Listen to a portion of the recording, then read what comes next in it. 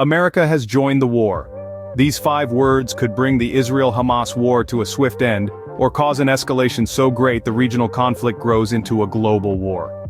America's involvement wasn't unexpected though. Israel may be a mighty powerful force on land and in the skies, but on the seas, it's meek and weak and easy to be struck every day of the week.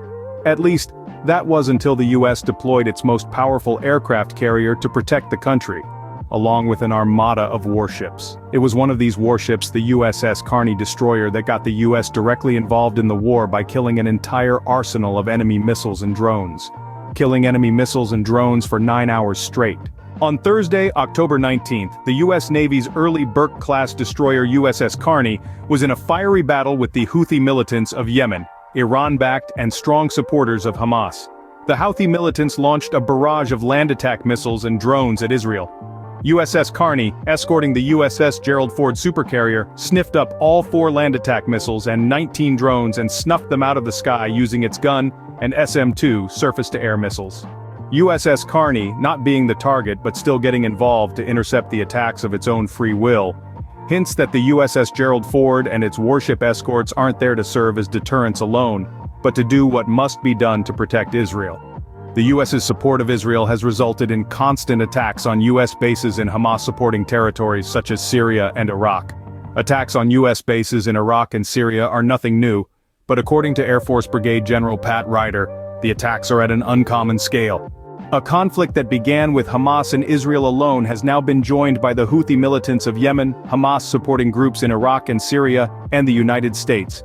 Iran has promised to join if a ceasefire isn't reached soon, and there's still the likelihood of more nations picking a side and joining this conflict.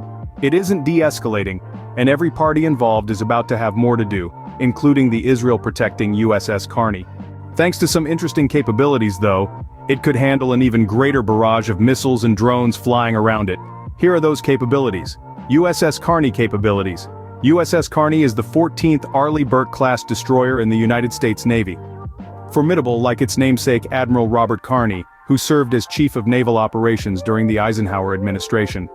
The ship has earned the primary role of conducting prompt sustained combat operations at sea in support of U.S. national policy, and in spite of whatever rival attempts to hinder said policy.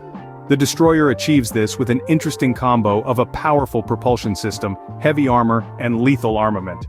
USS Carney is propelled by 4 quick-response General Electric LM-2500 gas turbine engines, coupled with 2 controllable pitch propellers.